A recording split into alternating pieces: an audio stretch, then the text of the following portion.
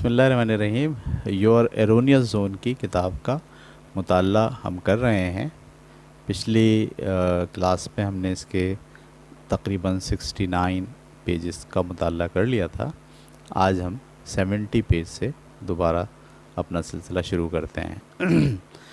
बात हमारी हो रही थी कि क्या हमारा जहन हमारी बात मानता है और जो हमारा रद्द-ए-अमल है वो बुनियादी तौर पर सिचुएशंस, बैरूनी सिचुएशन पर हम समझते हैं कि उस रद्द-ए-अमल का इन्हिसार है, लेकिन ऐसा नहीं होता। हमारे अंदर जो एहसासात पैदा होते हैं उसकी ज़िम्मेदारी सिचुएशंस पर नहीं होती, बल्कि वो हमारी अपनी सोच पर मबनी होती है। मैं पढ़ता हूँ, फिर हम इसको मज़ीद तफसील से बात करते हैं। हमारी सबसे बड़ी गलती ये है कि हम अपने तमाम रद्द-ए-अमल, एहसासात और जज्बात का सबब सिचुएशन को समझते हैं। सिचुएशन से क्या मुराद? जो बाहर चीज़ें हो रही हैं, ठीक है, यानी लाइट चली गई है, पानी नहीं आ रहा है, ट्रैफिक जैम हो गई है, ठीक है, बाहर जो कुछ हो रहा है उसे हम समझते हैं कि ये सिचुएशन है जिसकी वजह से हमारे अंदर एहसासात और जज्बात डेवलप हो रहे हैं, ठीक है। तो हम अपने एहसासात और जज्बात का ज़िम्मेदार सिचुएशन को समझते हैं और इन सब का इल्ज़ाम दूसरों पर या हालात पर लगाते हैं। हम अपनी ज़हनी हालत का ज़िम्मेदार दूसरों को ठहराते हैं, ख्वाह अच्छा हो या बुरा, उसका ज़िम्मेदार हम दूसरों को ठहराते हैं। यानी मुझे अगर बुरा लग रहा है तो भी आपकी वजह से, और अगर मुझे अच्छा लग रहा है तो भी आपकी वजह से, किसी दूसरे की वजह से। हमें बाहर की जानिब नहीं बल्कि अंदर की जानिब देखना होगा और अपने रद्द-ए-अमल की सलाहियत को बेहतर, मज़बूत और कंट्रोल के काबिल बनाना होगा, ठीक है। तो ये एक फार्मूला है कि जो आपकी ज़हनी इस्तेदाद, जो आपके टेंशन होती है, टेंशन यानी आपके अंदर जो एहसासात और जज्बात जो कंट्रोलेबल नहीं होते, आप फंस जाते हो, उसको हम टेंशन कहते हैं। जो टेंशन है वो हम समझते हैं कि डायरेक्टली प्रोपोर्शनल है हालात से, यानी जैसे जैसे हालात ख़राब होंगे, हमारे कंट्रोल से बाहर होंगे, वैसे वैसे हमें टेंशन बढ़ती जाएगी। अच्छा, इसी चीज़ को अगर मैं ये कहूँ कि आपकी जो टेंशन है वो दरअसल आपकी ज़हनी इस्तेदाद के इन्वर्सली प्रोपोर्शनल है, यानी जिस कदर आपकी ज़हनी इस्तेदाद, ज़हनी कारकर्दगी, ज़हन को कंट्रोल में रखने की एबिलिटी जिस कदर ज़्यादा होगी, टेंशन उसी कदर कम होगी, ठीक है। देखने के ये दो अलग नज़रिए हो गए। एक नज़रिया ये है कि टेंशन की वजह हालात हैं, सिचुएशंस हैं, तो हालात और सिचुएशन आप कंट्रोल नहीं कर सकते, लिहाजा टेंशन आपकी कभी भी दूर नहीं होगी। लेकिन अगर आप इसी बात को दूसरे अंदाज से देखते हैं कि टेंशन इन्वर्सली प्रोपोर्शनल है मेरी ज़हनी सलाहियत के, यानी मैं जिस कदर ज़हनी सलाहियत रखता हूँ, अगर वो ज़्यादा है तो उसके नतीजे में टेंशन कम होगी, और अगर मेरी ज़हनी इस्तेदाद, खुश रहने की सलाहियत, ठीक है, अपनी सोचों को कंट्रोल करने की एबिलिटी, ये मेरे अंदर अगर कम है तो उसके नतीजे में ज़हनी टेंशन मुझे क्या होगी? ज़्यादा होगी। तो ये कहते हैं कि इस सादा से फार्मूले को समझें। टेंशन का ताल्लुक़ सिचुएशन से है और सिचुएशन को हम कंट्रोल नहीं कर सकते। हर रोज़ नई सिचुएशन पैदा हो रही हैं, सही है, सिचुएशन ख़राब होती जाएंगी, हमारी टेंशन बढ़ती जाएगी। लेकिन अगर हम टेंशन को ज़हनी इस्तेदाद बढ़ाएं अपनी, तो टेंशन कम हो जाती है, यानी टेंशन को ज़हनी इस्तेदाद बढ़ाकर कम किया जा सकता है, और ज़हनी इस्तेदाद बढ़ाना हमारे कंट्रोल में है। सिचुएशन और हालात हमारे कंट्रोल में नहीं हैं, लेकिन आपकी जो मेंटल स्टेबिलिटी है, ज़हनी इस्तेदाद है, सोचने का तरीक़ा डिफरेंट करना, ये दरअसल हमारे हाथ में है। हम इसको, इस इस्तेदाद को बढ़ाकर टेंशन में कमी ला सकते हैं। हमें बार बार अपने आप को समझाना पड़ेगा कि ये मेरे इख्तियार में है कि मैं कैसा रद्द-ए-अमल करूं, और जो कुछ भी रद्द-ए-अमल मैं किसी सिचुएशन पर करता हूँ, وہ میرا ذاتی انتخاب ہوتا ہے. سچویشن کو اس سے کچھ لینا دینا نہیں ہوتا. لوگ اور حالات میرے دماغ میں گھس کر میری سوچ تخلیق نہیں کرتے، بلکہ میں سب چیزوں کے بارے میں خود سوچتا ہوں اور اپنی سوچوں کا ذمہ دار میں خود ہوں. لوگ مجھ پر چیخ سکتے ہیں، مجھے برا بھلا کہہ سکتے ہیں، لیکن جذباتی طور پر مجھے ہلا نہیں سکتے. جذباتی طور پر مستحکم رہنے یا تباہ ہونے کا انتخاب میرا اپنا ہے. میں برا کہنے والے کو پاگل سوچ کر مستحکم بھی رہ سکتا ہوں اور اپنی ذلت کی وجہ سوچ کر آپے سے باہر بھی آ سکتا ہوں. ٹھیک ہے. جب ہم پر کوئی غصہ کرتا ہے، ہم پر چیختا چلاتا ہے، ہمیں برا بھلا کہتا ہے، تو اس وقت ہم اسے کنٹرول کرنے کی کوشش کرتے ہیں، اسے غلط ثابت کرنے کی کوشش کرتے ہیں، حالانکہ اس وقت ہمیں اپنے آپ کو کنٹرول کرنے کی کوشش کرنی چاہیے. اس کی تو بریکیں فیل ہو چکی ہیں، ہمیں اپنی بریکوں کی حفاظت کرنی چاہیے، کیونکہ اگر ہماری بریکیں فیل ہو گئیں تو ایسا ہوگا جیسے ایک پاگل دوسرے پاگل کو سمجھا رہا ہو، ایک آؤٹ آف کنٹرول دوسرے آؤٹ آف کنٹرول کو کنٹرول کرنے کی کوشش کر رہا ہو. چاہے کوئی بھی ہم پر غصہ کرے، تنقید کرے، حسد کرے، نفرت کرے، تو دراصل وہ آؤٹ آف کنٹرول ہو گیا ہے. ایسے میں ہمیں اپنے آپ کو کنٹرول کرنا چاہیے. ہمیں ان کو کنٹرول کرنے کی کوشش نہیں کرنی چاہیے. ہم ان کو بولنے کے بجائے کہ میرے بارے میں ایسا مت بولو، اپنے آپ کو یہ کہیں کہ جیسا یہ کہہ رہا ہے میں اپنے بارے میں ویسا نہ سوچوں. تو یہ تھا جناب اب تک کا خلاصہ. ہم مزید پیش کرتے ہیں، تبصرہ کرتے ہیں اس پہ. یہ جو پورا ایرر ہم اسٹڈی کر رہے ہیں، دراصل اس کا نام ہے اپنا چارج خود سنبھالیے. ٹھیک ہے. Control your self. ٹھیک ہے. یعنی آپ کا جو کنٹرول ہونا چاہیے وہ آپ کے ہاتھ میں ہونا چاہیے. کوئی دوسرا شخص کسی بھی طرح سے آپ کو کنٹرول نہ کر سکے.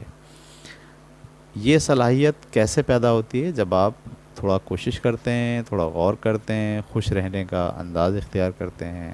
ٹھیک ہے. تب جا کے آپ کے اندر یہ صلاحیت پیدا ہوتی ہے.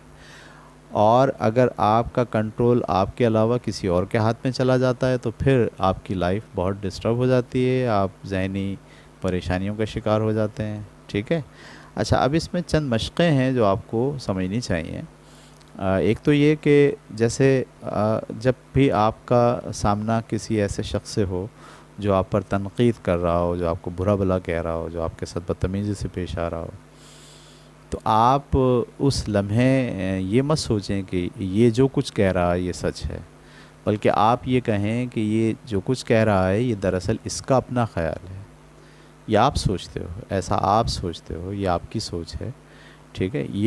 یہ تصور آپ کے ذہن میں جس قدر پختہ ہوگا کہ جو کچھ یہ کہہ رہا ہے یہ اس کی سوچ ہے اور اس کی سوچ سے مجھے کوئی لینا دینا نہیں ہے. ٹھیک ہے. تو جیسے ہی آپ یہ ایک طرح کی چھنی جو ہے وہ اپنے پاس لگاتے ہو، ایک بیریئر لگاتے ہو، تو ویسے ہی آپ دیکھتے ہو کہ آپ کا جو رد عمل ہے وہ غصے والا، ٹینس ہونے والا، وہ آہستہ آہستہ ریموو ہونا شروع ہو جاتا ہے. تو بڑا اچھا جملہ ہے، یہ آپ کی سوچ ہے، ایسا آپ سوچتے ہو. بعض اوقات یہ آپ کو بولنا پڑتا ہے اور بعض اوقات یہ آپ کو بولنا نہیں پڑتا، یہ آپ کو اپنے دل اور دماغ میں ہی دہرانا پڑتا ہے. ٹھیک ہے. یعنی جہاں آپ کسی دوست کے ساتھ بحث کر رہے ہیں اور وہ آپ پر تنقیدی پہلو اختیار کیا ہوا ہے تو وہاں آپ بول سکتے ہیں کہ بھائی ایسا آپ سوچتے ہیں، یہ آپ کی سوچ ہے اور میں ایسا نہیں ہوں، ایسا آپ سوچتے ہیں. لیکن جب آپ کے والدین کے ساتھ کوئی بات ہو رہی ہو، آپ کے کسی محترم بزرگ کے ساتھ بات ہو رہی ہو، تو آپ اس کو جواب میں یہ نہیں کہہ سکتے کہ ایسا آپ سوچتے ہیں، میں ایسا نہیں سوچتا، بلکہ وہاں آپ خود اپنے اندر اپنے تئیں یہ بلاک لگاتے ہیں کہ یہ جو میرے والد ہیں، یہ جو میرے بزرگ ہیں، دراصل یہ میرے بارے میں ایسا سوچتے ہیں اور یہ ان کا مسئلہ ہے، یہ ان کا پرابلم ہے، انہیں اپنے آپ کو بدلنے کی ضرورت ہے، نہ کہ ان کی وجہ سے میں بذات خود ڈسٹرب ہو جاؤں.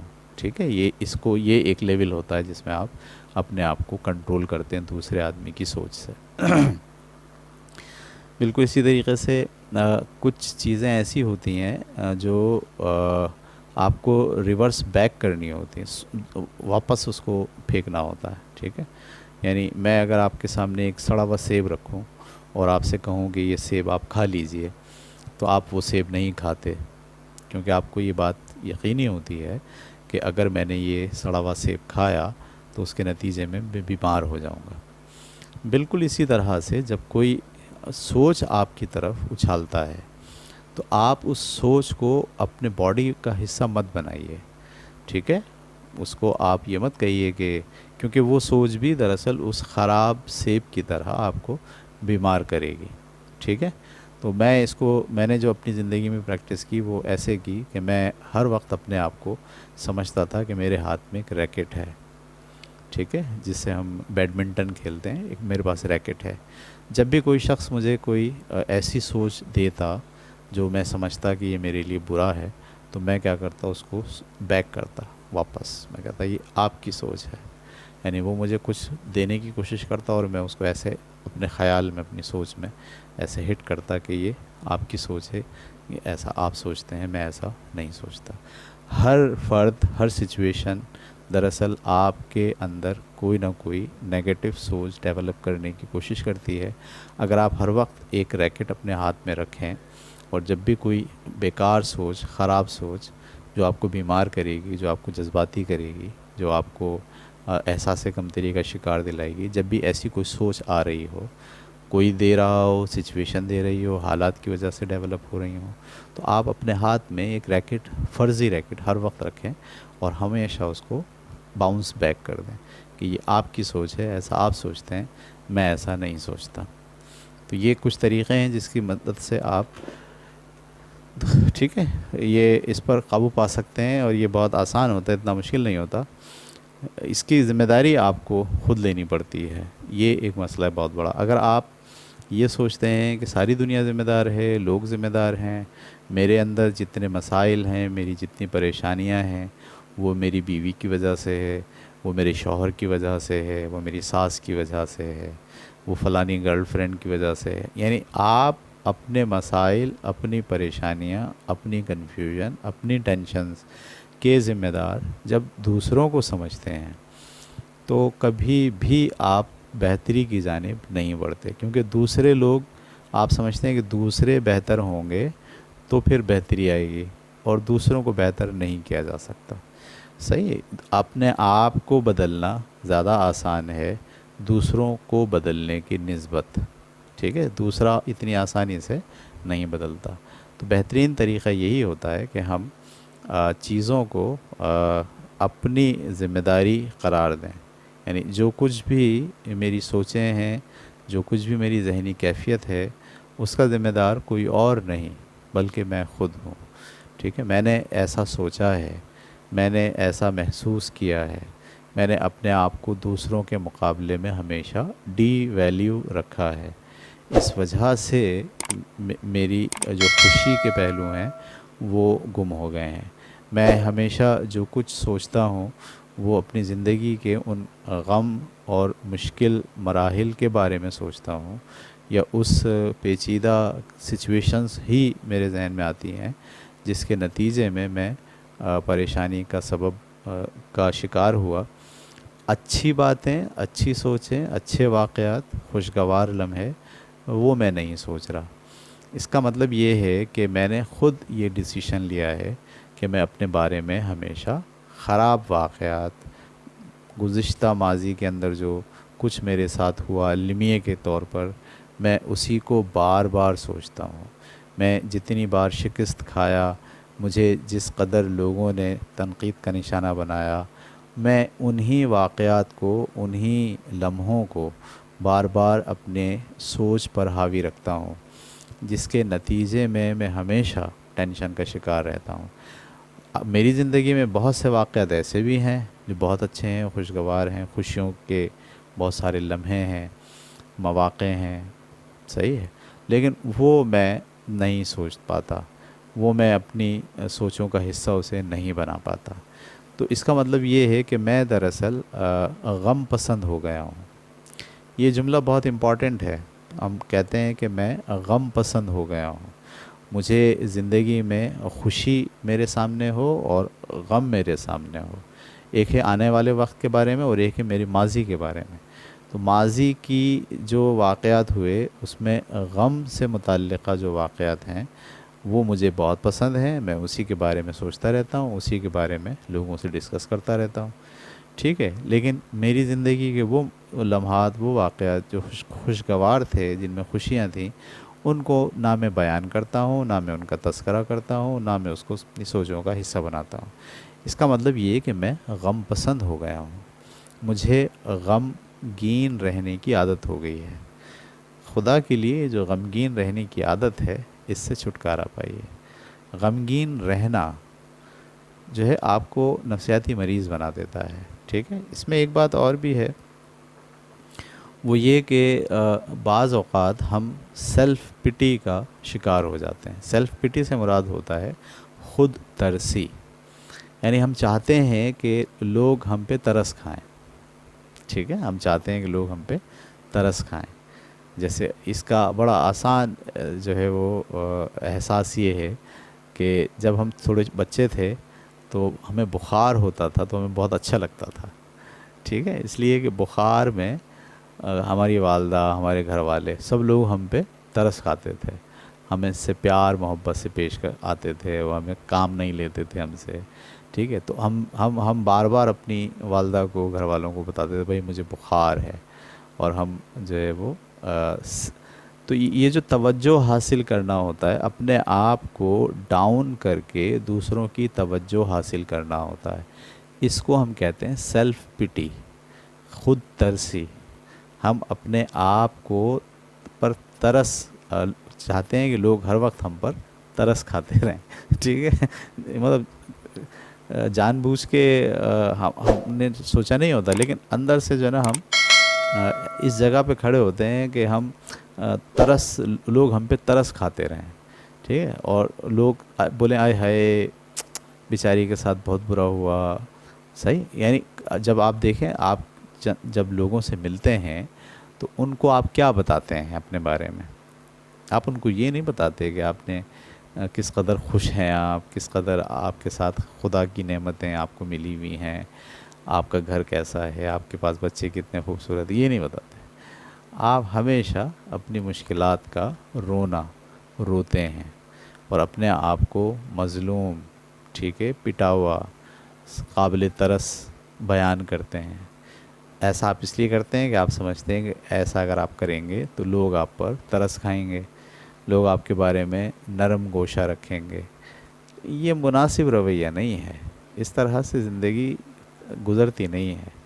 تو سیلف پٹی سے باہر آنا پڑتا ہے، ٹھیک ہے۔ ہم ہر لمحہ یہ مت سوچیں کہ لوگ ہم کو ہم مسکین بن کر لوگوں کی توجہ حاصل کرتے رہیں، ہم ڈپریس بن کر اور دوسروں کو مجرم ٹھہرا کر، مطلب میرا شوہر ایسا ہے، اس نے میرے اوپر بہت ظلم کیے ہیں، میری بیوی ایسی ہے، اس نے میری زندگی اجیرن کر دی ہے، یہ جملے، یہ باتیں ہم دراصل جب لوگوں کے سامنے رکھتے ہیں، جب بھی ملاقات میں، تو دراصل ہم اپنے آپ کو مظلوم، قابل ترس حالت میں بنا کر لوگوں کے سامنے پیش کرتے ہیں، اور ہم ان کی ہمدردی سمیٹنے کی کوشش میں لگے رہتے ہیں۔ ہمدردی سمیٹنا، لوگوں کا ترس جو ہے وہ اس کو قبول کرنا، یہ ہمیں اچھا لگتا ہے، کیونکہ بچپن میں بھی ہم اسی سے لوگوں کی توجہ حاصل کرتے تھے۔ تو اب ہم کو ہو گئی ہے اس کی عادت، ٹھیک ہے، یعنی ہم بجائے اس کے کہ تھوڑے خوددار ہوں، ہم بجائے اس کے کہ کوئی آدمی ہم پہ اگر ترس کھائے تو ہم کو برا لگے گا یہ ہم پہ ترس کیوں کھا رہا ہے، ٹھیک ہے، ہم چاہتے ہیں کہ لوگ ہم پہ ترس کھائیں۔ تو اس میں دو باتیں میں نے آج کی اس گفتگو میں آپ کے ساتھ کی، ایک تو سیلف پٹی میں نہیں ہونی چاہیے، اور دوسرا یہ کہ ہم غم پسند نہ ہوں، یعنی زندگی کے اندر جو خوشگوار چیزیں ہیں ان کو اختیار کرنے میں ہمیں تامل نہیں ہونا چاہیے، اور جو ناخوشگوار چیزیں ہیں، جو ناگوار چیزیں ہو گئی ہیں، جو واقعات ہو گئے ہیں، انہیں ہم بھولنے کی کوشش کریں، ان کو نظر انداز کرنے کی کوشش کریں، ان کو اپنی زندگی میں بار بار یاد کرنے، یاد دلانے، یاد رکھنے پر آمادہ نہ ہوں۔ خوشگوار چیزوں کو، خوشیوں کو، خوشگوار لمحوں کو، خوشگوار یادوں کو ہم اپنی سوچ کا حصہ بنائیں، تاکہ ہم غم پسندی کے دلدل سے باہر نکلیں اور خوش رہنا سیکھیں۔ یہ جو کتاب ہم پڑھ رہے ہیں، اس کتاب میں دراصل دو ہی اس میں پہلو ہیں۔ ہم نے جیسے کہ شروع میں بات کی آپ سے، ایک تو یہ کہ آپ کا کنٹرول آپ کے ہاتھ میں آ جائے، اور نمبر دو یہ کہ آپ خوش رہنا کیسے سیکھیں گے۔ تو ہماری جو آج کی کلاس ہے، اس میں پہلا جو ٹاپک تھا آج تک کی کلاس میں، وہ ختم ہوا۔ میں اس کا خلاصہ آپ کو جلدی جلدی پڑھ کے سنا دیتا ہوں۔ یعنی پہلا جو ایرر تھا، جس میں ہم اپنا چارج خود نہیں سنبھال پا رہے تھے اور دوسروں کے ہاتھ میں ہم نے اپنا چارج دیا ہوا تھا، اس کو میں تھوڑا جلدی جلدی سے آپ کی خلاصے کے طور پر پیش کر دیتا ہوں۔ انسانی عظمت کا نچوڑ آپ کی صلاحیت میں ہے کہ جن حالات میں دوسرے لوگ پاگل پن کا انتخاب کر رہے ہوں، انہی حالات میں آپ اپنی زندگی کامیابیوں کے جھنڈے گاڑ رہے ہوں۔ اپنی ذہانت کو مسائل کے حل کر سکنے کی صلاحیت سے مت جانچو، بلکہ اسے اپنے آپ کو اہم سمجھنے اور خوش رکھنے کی صلاحیت سے جانچو، خواہ مسائل حل ہوں یا نہ ہوں۔ ذہین وہ ہے جو مسائل حل کرنے کی مسلسل اور لگاتار کوشش کرتا رہتا ہے، خوشگوار موڈ میں، نہ کہ خود حل ہو جاتا ہے مسائل۔ وہ لوگ جو مسائل کو انسانی شرط کے طور پر لیتے ہیں اور خوشیوں کو مسائل کے حل ہونے سے نہیں جوڑتے، وہی لوگ ذہین ترین لوگ ہیں، اور ایسے لوگوں کی تعداد بہت کم ہے۔ جو کچھ بھی آپ کے دماغ میں سوچ کی شکل میں جاتا ہے، اسے واحد آپ کنٹرول کر سکتے ہیں۔ آپ اپنی سوچوں کو کنٹرول کر سکتے ہیں۔ آپ کے تمام احساس، جذبات اور رد عمل آپ کی سوچ کا نتیجہ ہوتے ہیں۔